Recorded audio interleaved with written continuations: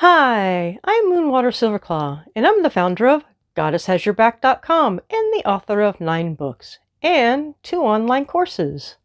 In today's episode, we're going to talk about how witches make great decisions about their spell work.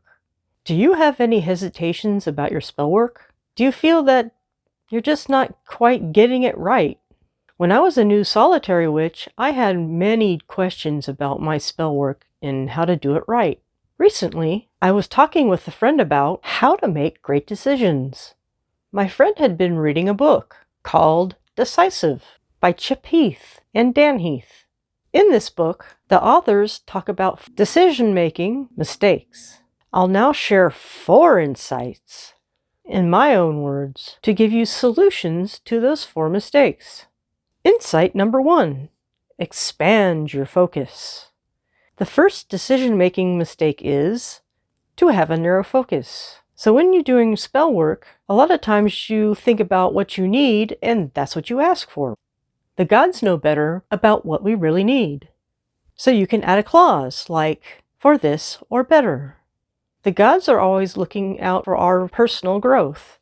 We think we can get one thing, but maybe the gods want to give us a lot more than just that one thing. So remember to use the clause, this or better. And now our second insight.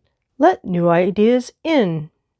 The second decision-making mistake is confirmation bias. Here's what confirmation bias is. Someone believes something, and they don't let new ideas in. A friend of mine calls it a situation when someone has a force field, and new ideas bounce off that force field. No new ideas come in. When it comes to your spell work, do some research and look into different books and different methods. And if possible, talk to several spiritual elders. If your spell work isn't successful, you may have gotten into a rut. The way out of the rut is letting new ideas in. And now our third insight. Pay attention to the feelings. The third decision-making mistake is being overrun by short-term emotion. So when you're doing spell work, keep in mind how you're feeling. Because if you're feeling numb, or maybe you're in a bad mood, it may not be a good time to do your spell work. You may need to take a break before you do your spell work. I've heard about a parent who would take a break in the car before going into the house with the racing and yelling children. So that 5-minute quiet session in the car was really needed.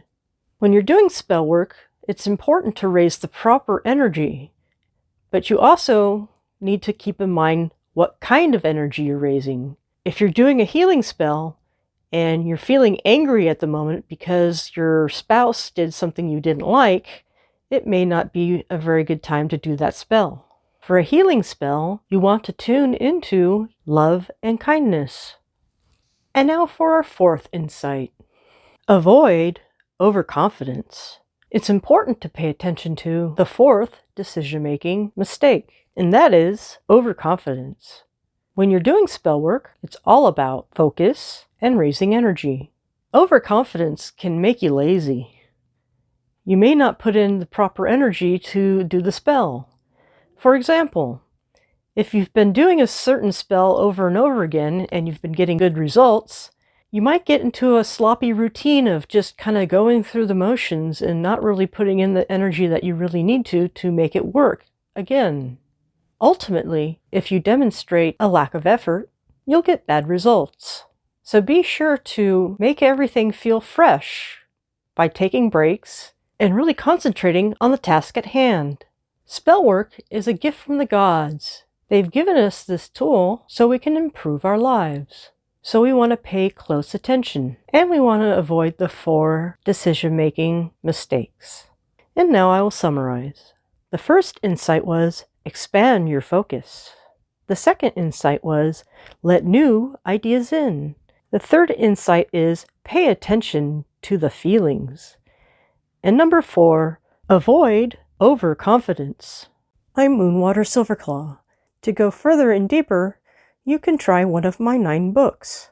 And for more information, you can also go to my website, GoddessHasYourBack.com, and MoonwaterSilverclaw.com.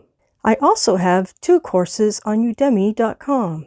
The first one is Goddess Style Weight Loss, and the second one is Spiritual Solution for Depression Relief. May all of these help your journey. Blessed be.